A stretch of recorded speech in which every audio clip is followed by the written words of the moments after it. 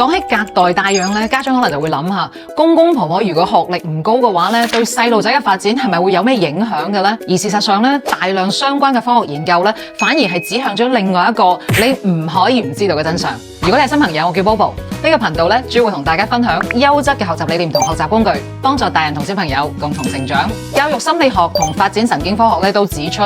高學歷嘅長輩咧喺帶養嘅時候咧，其實並唔係話下下都講書啊，或者係教知識嘅，反而係佢哋更善於同細路仔對話。咁溝通嘅時候咧，佢哋可能會問啊嚇，呢個諗法咁有趣嘅，你係點樣諗到嘅咧？婆婆唔識喎，你可唔可以教下我啊？嗰個小朋友過嚟搶呢個玩具，你係咪好唔開心呢？嗱，呢種互動咧，能夠幫助到小朋友學識點樣整理同埋表達自己嘅諗法，學識去理解他人。更加重要嘅係咧，學習點樣調節自己嘅情緒，同其他人相處。嗱，同時咧，呢類溝通咧，十分有助於小朋友嘅語言能力發展嘅。而語言能力，相信大家都好清楚啦，佢係預測兒童學習水平、學業表現最穩定、最強嘅指標之一。所以咧，其實無論係爹哋媽咪湊仔啦，定係隔代帶養，真正對小朋友產生影響嘅，其實係能夠善於同小朋友對話，能夠做好呢件事，唔一定係帶養人嘅受教育程度一定要好高吓，而係佢係願意尊重兒童，願意問、願意聽、願意放低控制，